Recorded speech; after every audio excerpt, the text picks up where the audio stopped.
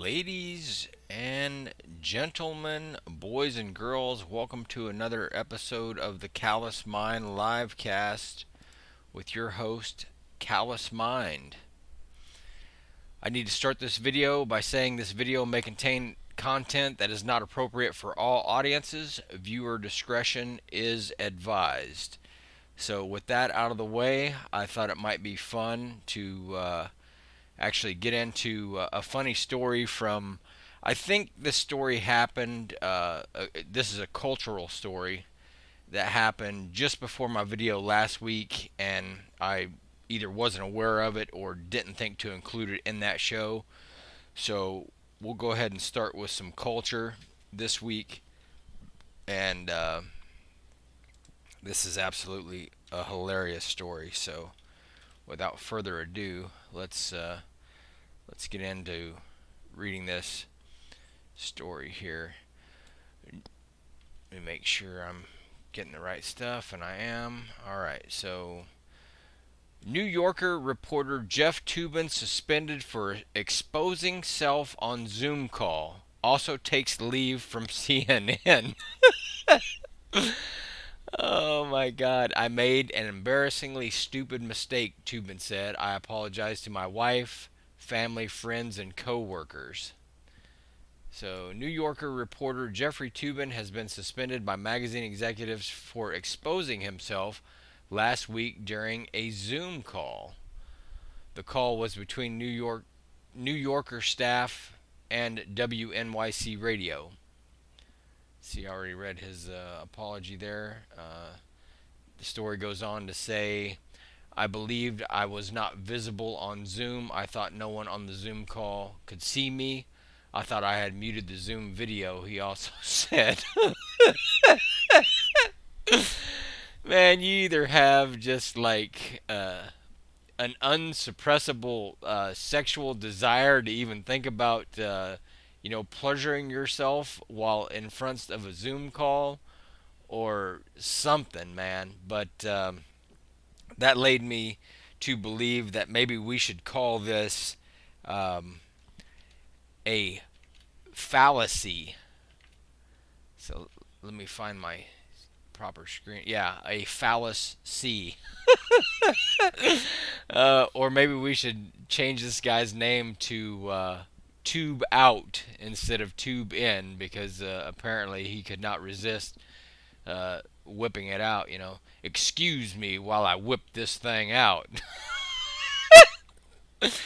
Oh my god, man, that is just absolutely fantastic. There's just no other way to describe it. So now let's go ahead and jump into the, let's see, what was it? Week 7 pick results. All right. So NFL Week 7 pick results are as follows: 10 wins, 4 losses. 4 teams had byes this week. Thursday night saw Philadelphia win in a squeaker. Atlanta lost in the waning seconds, and wow, that is just brutal, man. Those guys have got to be indescribably frustrated. Cleveland Browns win. That game was actually closer than I thought it would be, but the Browns did get the win in the second Battle of Ohio. Pittsburgh Steelers keep rolling against the Tennessee Titans. New Orleans Saints win. Buffalo Bills win. Dallas Cowboys lose. This Dallas Cowboys loss has got me asking questions, and I know that Dak is hurt and they have other injuries, but there seems to be a much bigger problem in Dallas, in my opinion, and that just seems like maybe they're not playing for Mike McCarthy the way you would expect them to. They had Andy Dalton as a capable backup and serviceable game manager. I mean, with real game, real world experience. But now Andy Dalton suffered a concussion in the third quarter of Sunday's game, and this leads me to believe, or I should say, it leads me to ask the questions. Is this season a result of bad luck and injuries for the Cowboys? or is Mike McCarthy really the answer to be their head coach? Because I just it just seems like something's missing in Dallas, and I'm in no way, shape, or form a Dallas Cowboys apologist, but the NFC East, it's arguable that the NFC East has never been more winnable than it is in this season. But I think going forward, for my personal picks, I'm going to stop picking the Dallas Cowboys because I just have very, very little faith in them. So I'm done with that aside. Uh, Continuing on with the Week 7 pick results, we have the Green Bay Packers win and the Arizona Cardinals win. Man, how about that? Beautiful, beautiful Arizona Cardinals win on Sunday Night Football. That game took for freaking ever. I thought it was never going to end, but the Cardinals come out on the right side, the victorious side, and that is just a big win for them in their division, in their conference, and in the playoff picture as a whole. So great, great win by the Arizona Cardinals here at home. My understanding was I think maybe the first time the Cardinals have beat the Seahawks here in Arizona in like their last 7 games or something. So that's pretty damn good. Kansas City keeps right on rolling. They win again. It was pretty funny to see it snowing in Denver, and Kansas City seemed to do well in all 3 phases of football. So they go on the road in Denver in the snow and win. New England Patriots lose, and they kind of got thumped pretty hard there at home. Cam Newton got benched in that game. I think this is what I'd heard was this was the first time that they've lost back-to-back home games since like the year 2000 or something. Some absurd number.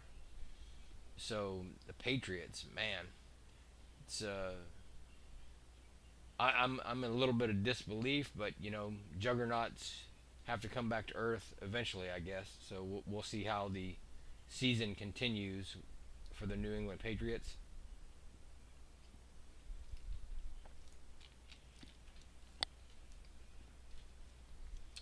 Los Angeles Chargers win in Jacksonville, and the Raiders lose at home to the Tampa Bay Buccaneers in the Pirate Bowl. So unfortunately, the Raiders lost. There was a lot of goings on last week with the Raiders offensive line and COVID and all that stuff. So it was not making excuses, but after I'd seen some stories over the course of the week, I was kind of wishing that maybe I could change my pick, because I make these picks early in the week before everything's said and done, and now the Raiders lose at home to Tampa. So then the Rams won last night against the Chicago Bears. Let's see if Adam's got anything to say out there about that, because yeah. Oh, okay. So Adam's saying Cowboys won't win another game all season long. Well, you know what? I have a tendency to kind of feel the same way you do. I think those guys should be very, very concerned. And before I get into the Week 8 picks, I believe it is, I wanted to show you guys this story about Cam Newton. Now, normally I've thought Cam Newton was probably kind of a diva, but I just said that he got benched in Sunday's game. So here's a story on it. New England Patriots QB Cam Newton admits starting job could be in jeopardy after being pulled in loss. So Foxborough, Massachusetts, New England Patriots quarterback Cam Newton is approaching this week as if his job is in jeopardy after being pulled early in the fourth quarter of Sunday's 33-6 loss to the San Francisco 49ers. The first thing I said to myself coming home was, you keep playing games like that, bro, and it's going to be a permanent change, Newton said Monday morning on Boston Sports Radio WEEI. You don't need to tell me that for me to understand that. I get it loud and clear. See, Coach Bill Belichick had said he took Newton out of the game with the Patriots trailing by 27 points to give second-year quarterback Jarrett Stidham more experience. Belichick also said he's absolutely sticking with Newton as his starter. For any type of competitor, do you feel embarrassed? Yeah, Newton said Monday during the radio interview. I don't feel offended by what was done. I don't feel offended having this type of conversation. I'm a realist. That right there is very, very refreshing to hear because you don't often see high profile athletes have the humility to say, I'm a realist. So good on Cam Newton for making that statement. Very, very cool. All right, so on to the Week 8 picks.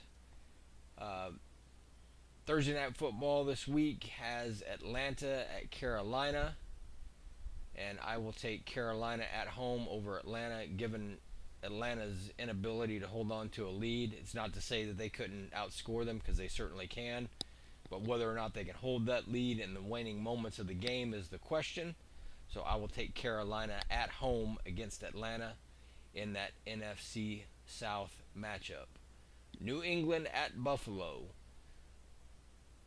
I think for all intents and purposes at this point in the season, the way the New England Patriots are trending and the way the Buffalo Bills are trending, they're trending in opposite directions, and this could very well determine the outcome of the AFC East. So I'm going to take Buffalo at home against the New England Patriots. Tennessee goes on the road at Cincinnati. Tennessee's coming off that loss to Pittsburgh. I think they'll go on the road and handle Cincinnati in Cincinnati. So I'll take Tennessee. I will take Tennessee at Cincinnati. Las Vegas at Cleveland.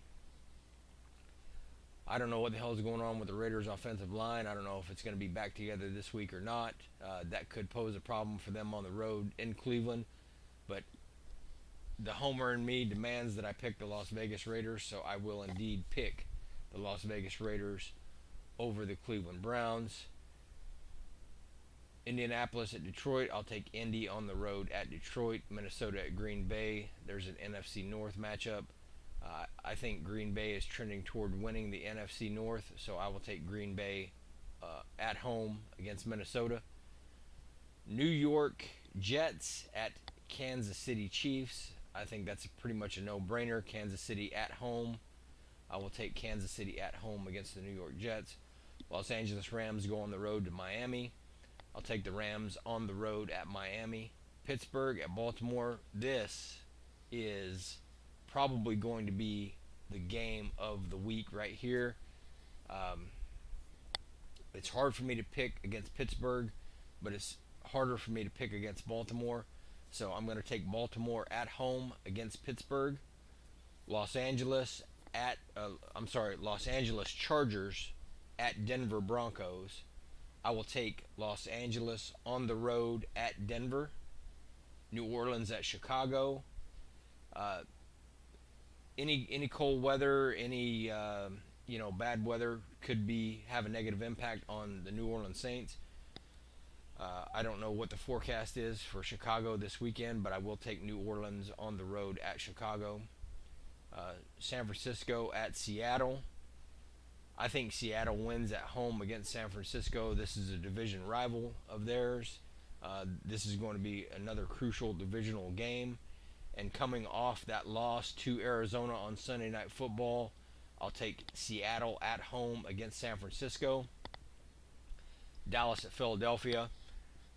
I've already highlighted, problems with the Dallas Cowboys, and I just don't believe they're going to be fixed, and I think Philly gets the win at home against the Dallas Cowboys.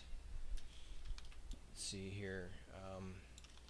Tampa Bay at New York Giants. I will take Tampa on the road at New York Giants for the win. And you can see 4 teams with the bye down here, which are Arizona, the Washington football team, Jacksonville Jaguars, and Houston Texans. So now I want to talk a little UFC with y'all, because I'd said a couple weeks ago that I probably wouldn't buy the pay-per-view event.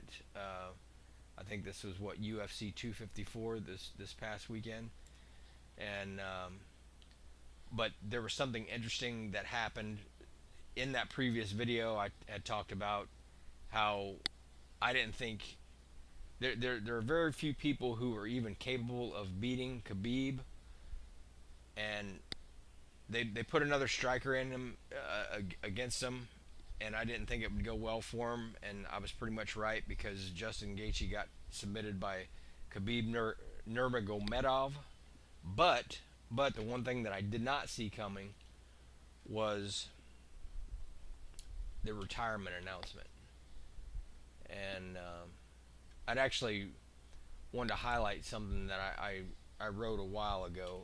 This is from like September 2019, and this was talking about UFC 242, but it just kind of reiterates what I've said, that when he submitted Dustin Poirier at UFC 242, this wasn't a huge surprise, but I'm personally getting tired of seeing Khabib fight these strikers with little to no BJJ or wrestling ground game. Okay. So, and I'd said what I'd said before. He gets them on the ground, wears them out, gets a submission by win or decision. Either way, it's not super compelling television. It's compelling from a combat tactician point of view, but probably not that interesting to the average MMA fan. And then the chances of Khabib ever losing to a striker are slim to none. At this point, I'm leaning toward none. So no chance of it ever happening. I really want to see Tony Ferguson get his shot at Khabib. Let's see. But if Nurmagomedov were to win that fight against Tony Ferguson, then he may as well retire undefeated, because no one in the lightweight division is going to beat him. And that actually came to fruition this weekend, because Khabib announced his retirement after his win. And I got that story here from ESPN as well. So Khabib Nurmagomedov defeats Justin Gaethje at UFC 254, announces retirement.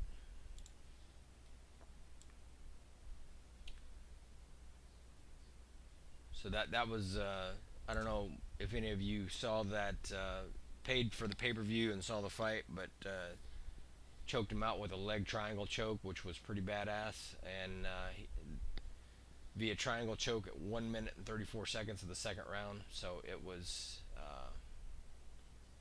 just amazing. Oh wow, it looks like he says, well, see, Nurmagomedov, one of the best fighters in mixed martial arts history, submitted Justin Gaethje, whom many said would be Nurmagomedov's toughest test, via triangle choke at 1 minute 34 seconds of the second round, while fighting with a broken foot. Wow. And he did it with a broken foot, according to UFC President Dana White. This was Nurmagomedov's first fight since his father and head coach, I'm not even going to try to pronounce that name, died in July from complications of COVID-19. And afterward, Khabib announced his retirement from mixed martial arts. He said his mother did not want him to compete without his father, but he told her this would be his last fight. I promised her this was going to be my last fight. If I give my word, I have to follow this.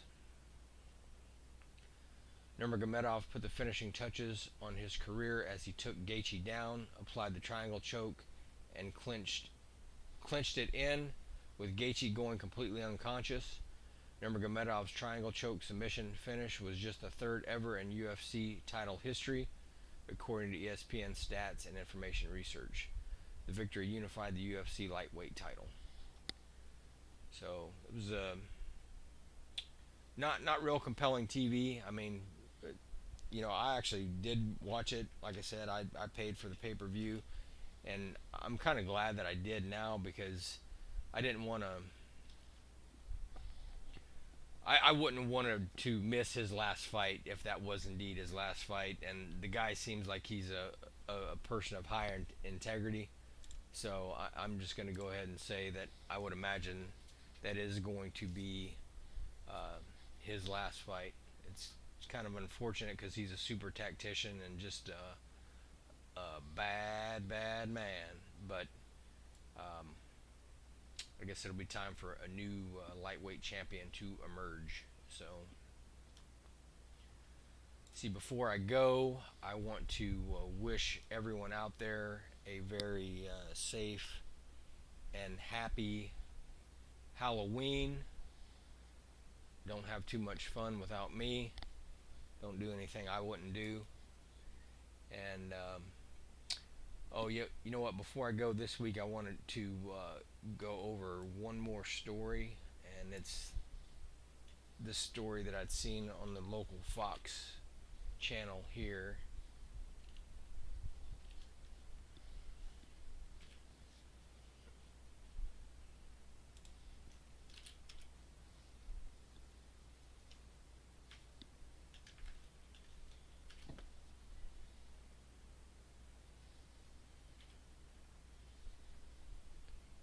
If it'll load, yeah, there it is. Okay. Cardinals fan gets shoved, flies over chairs in football brawl. Now, this happened during the Monday night game when the Cardinals visited the Cowboys. So, and it looks like somebody got a video of it. Let me make sure you guys can see my screen. It looks like you can, so that's good. Okay. It was a heart-stopping moment during a Cowboys-Cardinals game, and it didn't involve the athletes. Brennan Schwam captured a video of a man in a Cowboys shirt shoving another man wearing a Cardinal shirt over a row of seats at the AT&T Stadium on October 19th. Man, look at that grade, boy. Look how steep those goddamn seats are. Let's check this out here. Ah, jeez. Got to have the commercial in there. Got to have the commercial. Lord have mercy.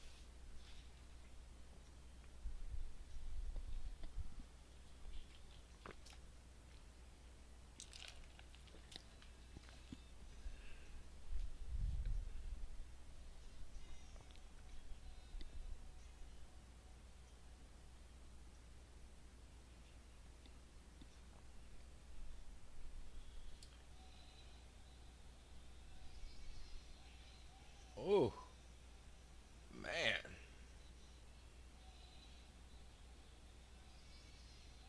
Woo. Wow, boy. Must be pretty harrowing to be shoved at such a high grade to think that your ass ain't gonna fly on down there. But this is the one thing that I could do without sports is these guys, they take this stuff personally, and I know they do because I've been there, and it's just ridiculous to almost fight or get in fights about stuff that happens on the ice, on the field, on the baseball diamond, whatever.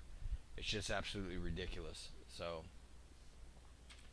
all right, so let me go ahead and check and see if I got any more comments. Let's see here. All right, so Adam says Bears would be better off if they velcroed the football. uh, and velcroed the football to a Roomba and let it run the offense. Oh my gosh, that is just simply fantastic. Well, yeah, you might be right, my man. You might be right, but we all know that sports is tough, and but I mean, what the Bears have only lost like 2 games. I think they're still in good position. I think what happens to them will kind of hang on what they do against Green Bay and Minnesota in interdivision because I mean, Green Bay is going to be tough, and I think they're probably going to win the NFC North, and that doesn't mean that the Bears can't still get a wild card spot, but I think because I believe that I'd heard that they were adding a team to the playoff mix this year from each conference. I thought so.